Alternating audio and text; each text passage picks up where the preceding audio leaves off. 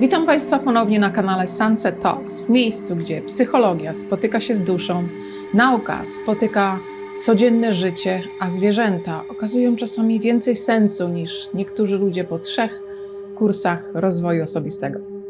Dzisiaj otwieramy kolejną teczkę w archiwum emocji, numer 13, ale spokojnie, nie będzie pechowa, chociaż w tym odcinku możecie zacząć podejrzewać, że część emocji, które czujecie każdego dnia, wcale nie zaczęła się od Was. Dzisiaj porozmawiamy o synchronizacji, czyli o tym, jak nasze mózgi, ciała i układy nerwowe dostrajają się do naszego środowiska. Towarzyszy mi dzisiaj Pinokio, kot, który jest mistrzem spokoju, choć podejrzewam, że duża część jego filozofii życiowej brzmi: idę spać, problemy zaczekają. Potwierdzam. Większość problemów po drzemce wygląda mniej groźnie. Czy zdarzyło Wam się kiedyś wejść do pokoju i od razu poczuć, że coś jest tam nie tak? Nikt nic nie powiedział, nikt się nie kłóci, ale organizm już wie. Albo przeciwnie, spotykacie zupełnie obcego człowieka, tak spokojnego, że po kilku minutach sami zaczynacie oddychać wolniej. To nie magia, to biologia. Nasz mózg cały czas obserwuje ludzi wokół nas. Skanuje ich twarze, ton głosu, ruchy, oddech, napięcie mięśni i zadaje pytanie, czy tutaj jest bezpiecznie. Przez tysiące lat ta umiejętność pomagała nam przetrwać. Jeżeli cała grupa zaczynała uciekać, to rozsądny człowiek nie zatrzymywał się z pytaniem: przepraszam, czy mógłby mi ktoś wyjaśnić źródło zagrożenia?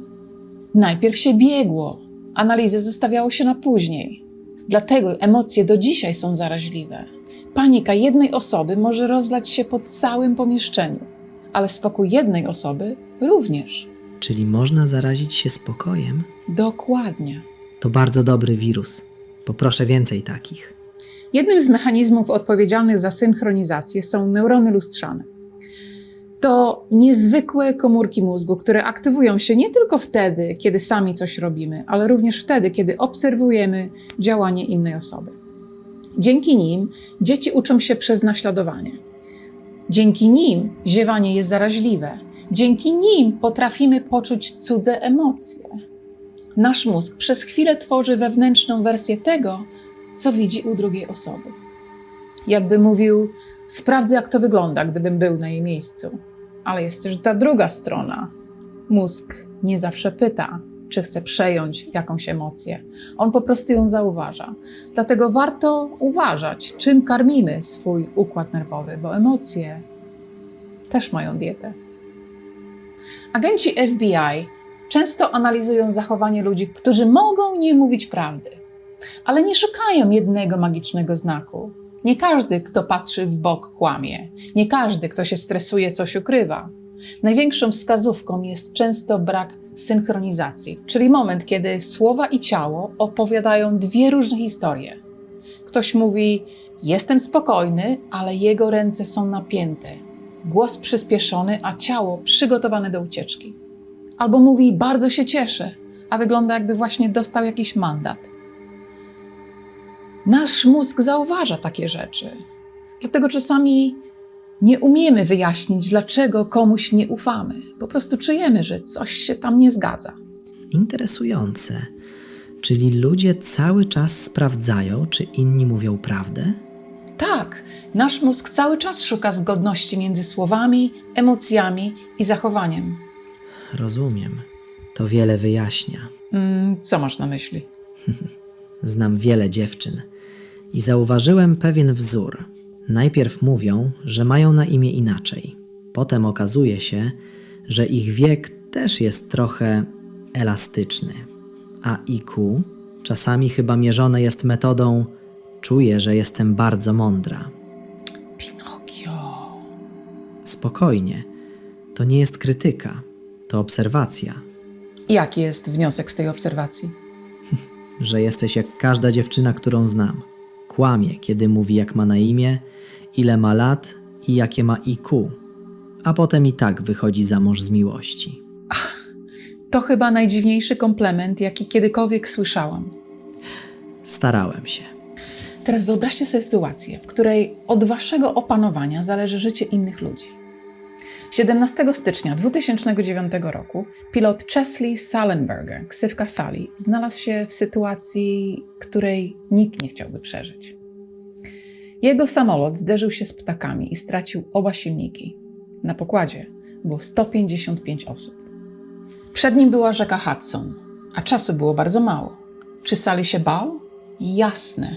Strach był naturalną reakcją, ale zrobił coś niezwykłego. Zamiast słuchać paniki, skupił się na tym, co może zrobić tu i teraz. Prędkość, wysokość, kąt podejścia, kolejna decyzja i jeszcze jedna.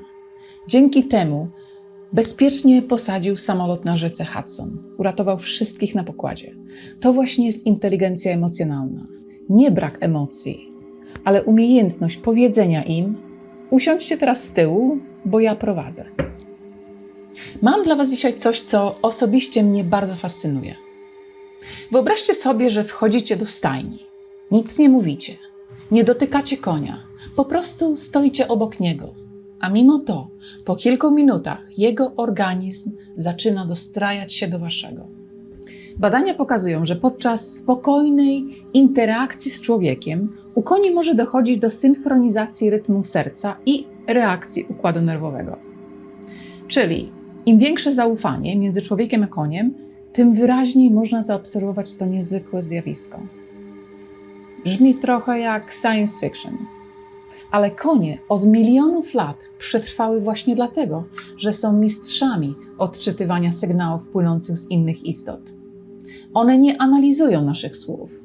One czytają nasze ciało, oddech, napięcie mięśni, tempo ruchów, a przede wszystkim stan naszego układu nerwowego. I tutaj pojawia się coś, co wielu ludzi zaskakuje. Możecie mówić najspokojniejszym głosem. Nie denerwuję się. Ale jeśli wasze ciało jest spięte, koń uwierzy ciału, nie słowom.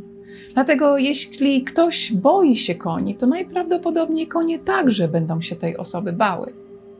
Wielu starych koniarzy mówi, że konie są jak żywe wykrywacze prawdy. Nie dlatego, że czytają w myślach, tylko dlatego, że doskonale czytają ludzi. I szczerze, myślę, że konie znają nas lepiej niż my sami. Czyli koń nie słucha tego, co mówisz, tylko tego, kim jesteś w danej chwili? Dokładnie. To bardzo uczciwe. Ludzie mogliby się od nich trochę nauczyć. Każdego dnia wpływamy na innych ludzi. Nie tylko słowami. Naszym stanem, naszym spokojem, naszym napięciem. Dlatego warto czasami zatrzymać się i zapytać, czy emocja, którą czuję, naprawdę jest moja? Może przyjąłem ją od kogoś. Może noszę cudzy stres, jak jakiś plecak, którego nikt nie kazał mi zakładać. Największa moc zaczyna się od zarządzania własnym wnętrzem. Bo kiedy regulujemy siebie, często pomagamy regulować innych. Czyli najlepsze, co mogę zrobić dla świata, to być spokojnym kotem? To bardzo dobry początek. Świetnie. Mam więc plan. Drzemka dla dobra ludzkości. Jeżeli podobał wam się ten odcinek, zostawcie łapkę w górę. Dziękuję, że byliście dzisiaj z nami. Do zobaczenia w następnym odcinku Sunset Talks.